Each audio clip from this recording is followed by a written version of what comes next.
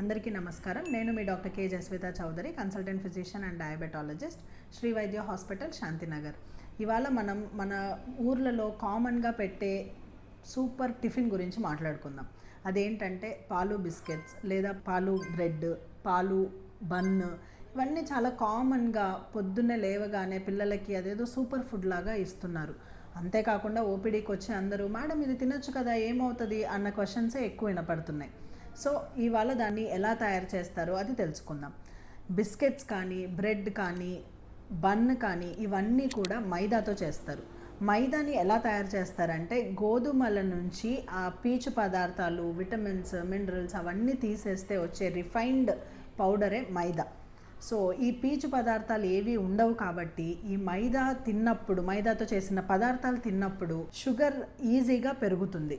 అంతేకాకుండా షుగర్ని అంటే మనం తినే ఆహారాన్ని డైజెస్ట్ చేయడానికి కావాల్సిన ఇంపార్టెంట్ హార్మోన్ ఇన్సులిన్ అనే హార్మోన్ పనితనాన్ని కూడా తగ్గిస్తుంది.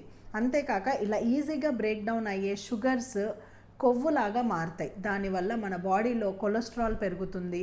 అంతేకాక గుండెపోటు ఇవన్నీ వచ్చే అవకాశాలు కూడా ఎక్కువగా ఉంటాయి. అంతేకాక ఈ మైదా పిండిలో పీచు పదార్థాలు అసలు ఏమీ ఉండవు కాబట్టి మలబద్ధకం వచ్చే అవకాశం ఉంటుంది. ఊబకాయం అంటే పిల్లలు అబ్నార్మల్గా లావ్ అయిపోతారు. అరుగుదలకి సంబంధించిన సమస్యలు వస్తాయి, గ్యాస్ట్రైటిస్ సమస్యలు వస్తాయి. సో మైదా వాడకాన్ని ఆపేసి గోధుమ పిండి, జొన్న పిండి, రాగి పిండి ఇలాంటి పదార్థాలతో రీప్లేస్ చేయండి. మైదా పిండి వాడకాన్ని ఆపేయండి. ఆరోగ్యంగా ఉండండి. Thank you.